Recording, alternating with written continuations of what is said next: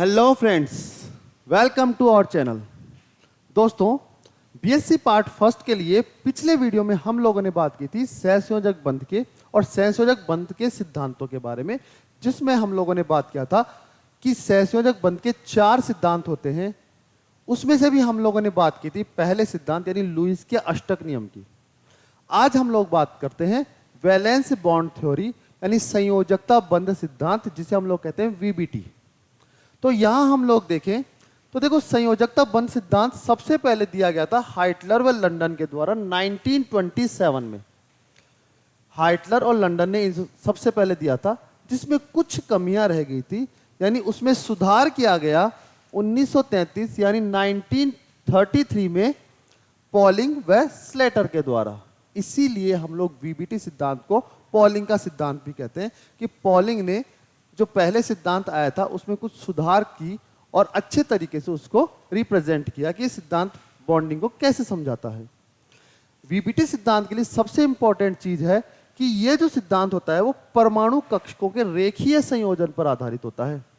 जैसे दो परमाणु कक्षक हैं, वो परस्पर अतिव्यापन या रेखीय संयोजन से मतलब है हमारा कि जो परमाणु बॉन्ड बनाते हैं उनके अयुग्मित इलेक्ट्रॉन, या हम लोग यूं कह सकते हैं कि जो परमाणु बॉन्ड बनाते हैं उनके कक्षकों में जो अयुग्मित इलेक्ट्रॉन्स होते हैं, उन कक्षकों के अतिव्यापन द्वारा सहसंयोजक बनता है।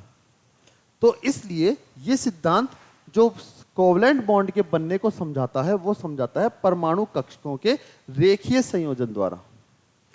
अब जैसे हम लोग बात करें किसी अणु के बारे में, तो कोई अणु होता है, उसमें दो या दो से ज्यादा परमाणु हो सकते हैं। अब यह सिद्धांत बोलता है कि एक अणु कई परमाणुओं का संग्रह हो सकता है, उससे कोई दिक्कत नहीं है, लेकिन जो बॉन्ड बनता है वो दो परमाणुओं के बीच में ही बनता है किसी भी अणु में। जैसे मान लीजिए हम लोग लेते हैं BCl3, हम लोगों ने कोई अणु ले लिया। अब यहां पर केंद्रीय परमाणु तो है हमारे पास बोरोन, यानी बोरोन केंद्रीय परमाणु है और इसमें दो से ज्यादा परमाणु है इस अणु में, और इस तरह से बॉन्ड बन रहा है। यह सिद्धांत कहता है कि जो परमाणुओं का रेखीय संयोजन होगा, यानी इनके परमाणु जो है, ये जो परमाणु है, इनके कक्षकों के मध्य जो अतिव्यापन होंगे वो केवल दो परमाणुओं के बीच में ही होंगे। जैसे हम लोग देख सकते हैं एक बोरोन Cl के परमाणु के साथ बॉन्ड बना रहा है, इसी तरह से ये बॉन्ड बन रहा है और इसी तरह से ये बॉन्ड बन रहा है। यानी बोरोन तो फिर भी एक एक Cl के साथ बॉन्ड बना रहा है, लेकिन तीनों Cl एटम है उनका आपस में कोई संबंध नहीं है। तो इस तरह से ये सिद्धांत सहसंयोजक बंध को एक्सप्लेन करता है। तो ये सिद्धांत बात करता है कि कोई भी परमाणु या कोई भी किसी भी अणु में जब दो परमाणु बॉन्ड बनाते हैं तो उनके जो कक्षक हैं, यानी संयोजकता कोश के कक्षक, उनमें जिनमें कि अयुग्मित इलेक्ट्रॉन्स होते हैं, तो अयुग्मित इलेक्ट्रॉन वाले संयोजकता कोश के जो कक्षक हैं वो परस्पर अतिव्यापन करते हैं और अतिव्यापन द्वारा बॉन्ड बनता है। इस तरह से आगे हम लोग देखें कुछ और चीजें जो ये सिद्धांत बताता है, हम एक एक करके सभी चीजों को डिस्कस करते हैं।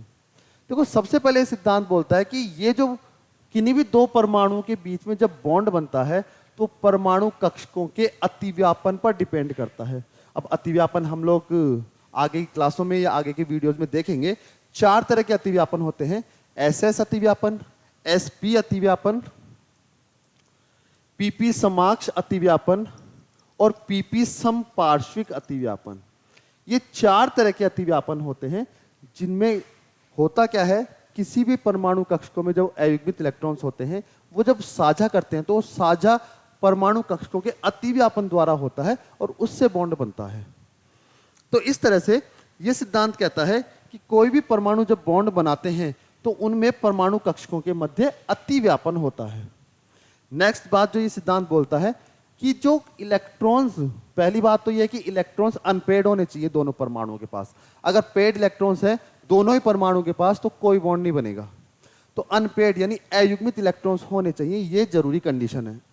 और उसमें भी दूसरी कंडीशन ये है कि इलेक्ट्रॉन्स की ऊर्जाएं, यानी दोनों परमाणुओं के जो बॉन्डिंग में भाग लेने वाले इलेक्ट्रॉन्स हैं उनकी ऊर्जाएं लगभग समान होनी चाहिए। तो एनर्जी में उनमें ज्यादा डिफरेंस नहीं होना चाहिए। तीसरी बात करता है ये सिद्धांत कि जो अतिव्यापन होता है वो उस दिशा में होता है, यानी दोनों परमाणु कक्षक एक दूसरे की ओर जब बढ़ते हैं बॉन्ड बनाने के लिए, तो जिस दिशा में अतिव्यापन ज्यादा होगा वो दोनों परमाणु एक दूसरे की तरफ उसी दिशा में आगे बढ़ते हैं। हम लोग एग्जाम्पल के तौर पर देखें तो मान लीजिए ये कोई नाभिक है हाइड्रोजन एटम का, और हाइड्रोजन के पास एक इलेक्ट्रॉन होता है। अगर आगे देखें तो कोई दूसरा हाइड्रोजन एटम है हमारे पास जिसके परमाणु कोश में भी एक इलेक्ट्रॉन है। अगर यहाँ हम लोग देखते हैं तो हम लोग यहाँ देख सकते हैं कि इलेक्ट्रॉन जो है इस हाइड्रोजन के पास एक इलेक्ट्रॉन है और दूसरे हाइड्रोजन के पास भी एक इलेक्ट्रॉन है। अब यहाँ से इस नाभिक का आकर्षण होता है अपने इलेक्ट्रॉन पर और दूसरे नाभिक का आकर्षण अपने इलेक्ट्रॉन पर होता है। अभी दोनों परमाणु एक दूसरे से बहुत दूर है, लेकिन जब ये दोनों पास में आएंगे बॉन्ड बनाने के लिए तो धीरे धीरे इस इलेक्ट्रॉन पर इस नाभिक का आकर्षण बढ़ता जाएगा और इस वाले इलेक्ट्रॉन पर इस वाले नाभिक का आकर्षण बढ़ता जाएगा। लेकिन फिर भी जब ये नाभिक, दोनों की नाभिक खुद के इलेक्ट्रॉन के साथ साथ एक दूसरे के इलेक्ट्रॉन्स को भी आकर्षित कर रही है, फिर भी दोनों परमाणु एक दूसरे से बिल्कुल नजदीक नहीं आते हैं, यानी एक निश्चित दूरी तक ही पास आ सकते हैं, दोनों बिल्कुल पास नहीं आते हैं। ऐसा इसलिए होता है कि जैसे ये दोनों परमाणु पास आते हैं, इसके इलेक्ट्रॉन को ये नाभिक आकर्षित कर रहा है और इसके इलेक्ट्रॉन को ये नाभिक आकर्षित कर रहा है, लेकिन जैसे एक निश्चित दूरी तक ये पास आएंगे उसके बाद इलेक्ट्रॉन्स के जो प्रतिकर्षण है वो प्रभावी होने लग जाते हैं। तो ये इलेक्ट्रॉन्स जो है वो इन नाभिकों को थोड़ा प्रतिकर्षित करते हैं, दोनों परमाणुओं को प्रतिकर्षित करते हैं। अब इन नाभिकों के आकर्षण भी है इलेक्ट्रॉन पर और दोनों इलेक्ट्रॉन एक दूसरे को प्रतिकर्षित भी कर रहे हैं। इस वजह से अब परमाणु न तो दूर जा रहे हैं और न ही ज्यादा पास आ पा रहे हैं, तो वहां पर ये फिक्स हो जाते हैं। ये फिक्स जो डिस्टेंस होती है, ये जो दूरी कहलाती है, उसे हम लोग कहते हैं बॉन्ड लेंथ। तो ये दूरी कहलाती है हमारी बॉन्ड लेंथ, यानी दोनों परमाणुओं के बीच की डिस्टेंस है ये, इसी को हम लोग बंध लंबाई या बॉन्ड लेंथ कहते हैं। तो दोनों परमाणु कक्षक एक दूसरे के पास उस दिशा में आगे बढ़ते हैं जहां अतिव्यापन ज्यादा होगा। अतिव्यापन जितना ज्यादा होगा बॉन्ड उतना ही स्ट्रांग बनेगा, यानी अतिव्यापन अच्छे से जब होगा तो बंध के इलेक्ट्रॉन्स जो हैं वो दोनों परमाणुओं के नाभिकों के मध्य में रहेंगे, यानी इलेक्ट्रॉनिक घनत्व ज्यादा रहेगा। इलेक्ट्रॉनिक घनत्व ज्यादा रहेगा एक ही जगह पर, तो तोड़ने के लिए भी ज्यादा एनर्जी चाहिएगी। इसका मतलब बॉन्ड स्ट्रांग है, यानी प्रबल बॉन्ड बनता है। तो यहां हम लोगों ने कुछ चीजें देखी, परमाणु कक्षकों का अतिव्यापन होना चाहिए बॉन्ड बनने के लिए, और जो इलेक्ट्रॉन्स बॉन्डिंग में भाग लेते हैं उनकी ऊर्जाएं भी समान होनी चाहिए। तीसरा हम लोगों ने बात किया कि जिस दिशा में अतिव्यापन ज्यादा होता है दोनों परमाणु के कक्षक एक दूसरे की ओर उसी दिशा में ज्यादा आगे बढ़ेंगे। आगे देखते हैं कि अतिव्यापन जितना ज्यादा होगा बॉन्ड उतना ही ज्यादा स्ट्रांग बनता है, यानी प्रबल बनेगा। जितना ज्यादा अतिव्यापन होगा कक्षों के मध्य उतना ही प्रबल बॉन्ड बनेगा। नेक्स्ट बात हम लोग देखें कि जहां तक पॉसिबल हो सके संकरित कक्षक अतिव्यापन में भाग लें।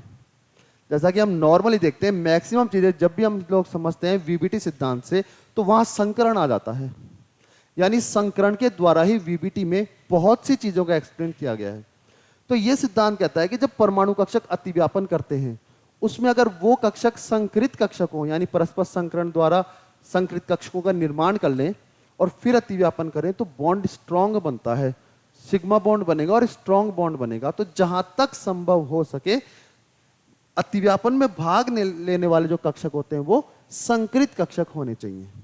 इस तरह से वीबीटी सिद्धांत के कुछ नियम हैं। अब वीबीटी सिद्धांत संकरण के आधार पर कैसे काम करता है ये हम लोग देखते हैं नेक्स्ट वीडियो में।